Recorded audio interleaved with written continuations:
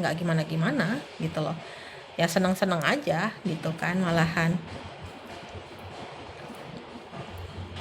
Seperti itu ya bedanya.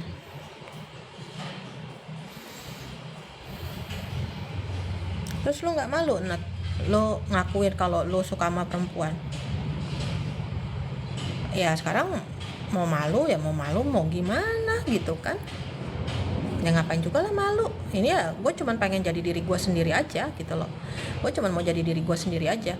Lu mau temenan sama gue ya ayo. Kalau lu takut sama gue ya udah, jangan temenan sama gue. Kalau lu takut dia apa-apain sama gue gitu ya, lu takut gimana jangan temenan sama gue gitu loh. Kalau ngejar perempuan, kalau yang ngejar perempuan itu kan atau ngejar laki-laki kan suka berlebihan gitu ya. Kalau mau bilang dosa apa enggak itu balik lagi. Kalau gue dosa itu hak mutlaknya Tuhan ya, Sang Pencipta. Manusia cuma bisa bilang salah doang gitu loh. Cuman kalau gue pribadi mikirnya gini, yang jadi penyuka sesama itu bukan cuman manusia, angsa juga, babi iya, kucing ada ya, monyet ada ya. Jadi bukan cuma manusia kok yang suka sama sesama ya, yang biseksual, yang sama perempuan ayu, sama laki ayu, sama perempuan dia nafsu, sama laki dia nafsu gitu ya. Itu bukan cuma manusia, hewan pun ada banyak yang kayak gitu. Jadi kalau gue secara logika mikir gini, kenapa Sang Pencipta ngadain hal itu? Kalau memang tidak boleh, kenapa diadakan seperti itu? Makanya gue pernah bilang, bagi gue hidup itu harus bisa nahan nafsu. Nahan nafsu serakah, nafsu seks, nafsu makan, nafsu mewah, nafsu gila jabatan, nafsu gila pujian. Itu harus ditahan. Harus bisa nahan itu. Bisa nahan nafsu itu semua ya. Kalau buat gue. Karena kenapa harus bisa nahan nafsu? Karena kita dikasih otak ya. Nafsu seks maksudnya apa? Nahan nafsu seks ya, lu tahu itu anak kecil ya, jangan lu pakai, jangan lu mainin. Lu tahu itu belum waktunya, belum boleh buat lu genjot, belum boleh buat lu ewe, lu kentu gitu kan, lu mainin. Ya lu jangan gitu loh. Ya lu jangan gituin. Lu kan dikasih otak buat mikir. Lu kan gitu loh. Ya lu jangan gituin. Lu kan dikasih otak buat mikir. Lu kan kelebihannya dikasih otak buat mikir. Hewan nggak dikasih otak buat mikir, dikasih otak cuman buat makan gitu loh. Mereka hidup untuk makan, tapi kan manusia dikasih otak untuk berpikir gitu loh. Kita kan bukan hidup untuk makan, tapi makan untuk hidup gitu loh ya.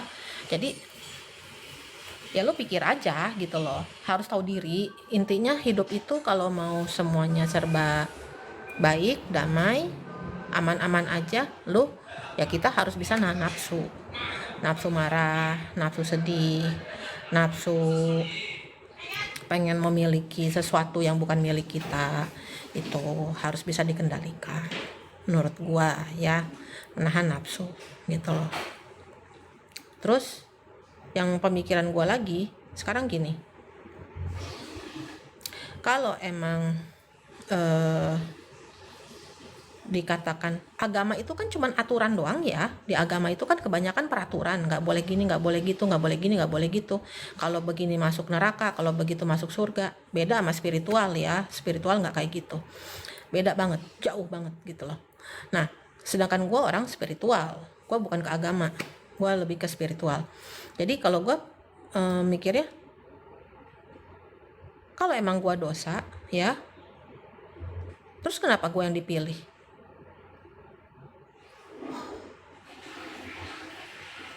Kan Allah tahu, kan Allah yang bikin, kan Allah yang nulisin gua, kan Allah yang ngegarisin gua. Kan banyak kalian kan pada ngomong kita itu lahir itu udah ditulisin kan, lahir orang tuanya siapa, lahirnya kapan, tanggal berapa, jam berapa, sakit apa, matinya gimana gitu kan udah ditulisin kan semuanya kan. Kan kita percayanya begitu kan. Nah sekarang kalau kita udah percayanya seperti itu, begitu kan. Nah sekarang kalau kita udah percayanya seperti itu, ya artinya Allah dong yang ngatur kan. Kan Allah yang bikin gue jadi suka sama perempuan. Kan gue udah coba normal, kan gue udah coba sama laki-laki, tapi kan selalu disakitin, selalu gue dikecewain, sampai akhirnya gue sekarang ketakutan sama laki-laki. Kan gue bukannya nggak berusaha, gue udah berusaha gitu loh. Gue kan udah berusaha, tapi kan selalu kayak begitu, hasilnya jelek mulu. Akhirnya gue sampai ketakutan sekarang sama laki-laki. Akhirnya sekarang gue nggak percaya sama laki-laki. Lo mau ngomong apapun sama gue udah nggak percaya. Gue cuma iya, oh gitu ya. Kayak gitu gue sama laki-laki tuh, ya. Terus kenapa gue yang dipilih? Kenapa gue yang dipilih untuk dapat tugas ini? Kenapa gue yang dipilih, dikasih pendamping? Kalau secara agama nggak boleh. Ayo, kenapa?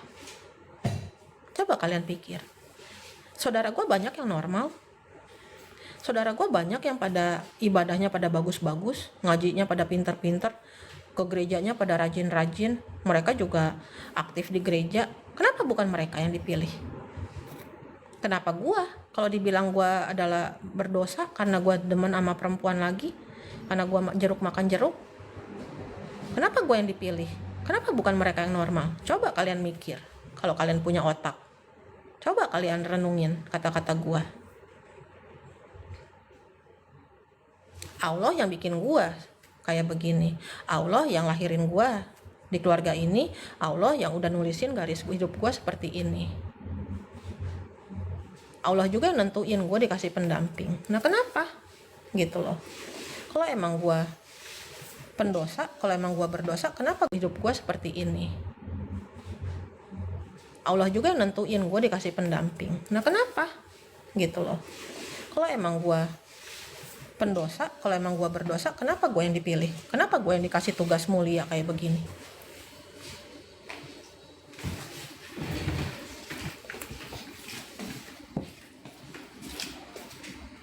Kalau kalian nanya, emang tugas lu apa, Ce? Emang tugas lu apa, nih? Tugas gue itu adalah membantu orang-orang yang dekat dengan gue atau siapapun yang dengerin ceramahnya gue, khotbahannya gue, gitu ya, menjadi manusia yang lebih baik dari sebelumnya. Bukan dari orang lain ya, tapi dari dirinya sebelumnya, gitu loh. Contohnya apa? Contohnya gini. Tadinya dia nggak pede, ya nggak pede, tapi karena dekat sama gua, dia curhat sama gua, saya nggak pede, karena saya punya kekurangan begini karena saya orangnya tuh di keluarga diginiin, digituin segala macam. Nah tugas gua adalah ngebangun anak ini, orang ini untuk bisa punya rasa percaya diri, gitu loh ya, seperti itu. Jadi tugas gua adalah ngebimbing, gitu loh ya. Itu satu hal-hal seperti itu ya, yang tadinya dia orangnya cuman mikirnya pendek gitu ya, kalau mikir masalah tuh cuma satu hal itu doang gitu ya. Gua harus belajar tuh ngajarin dia caranya, dia ngebuka tuh. Lu kalau punya masalah, ngadepin masalah, coba pikirin nih, bisa mungkin begini, mungkin begitu, mungkin begono, mungkin begana, gitu loh ya. Itu kemungkinannya. Nah itu tuh gue harus ngebimbing agar orang bisa melihat sudut-sudut pandang yang lain. Jadi nggak cuma lihat dari satu sudut pandang. Itu gue juga. Terus yang tadinya dia nggak semangat, yang tadinya dia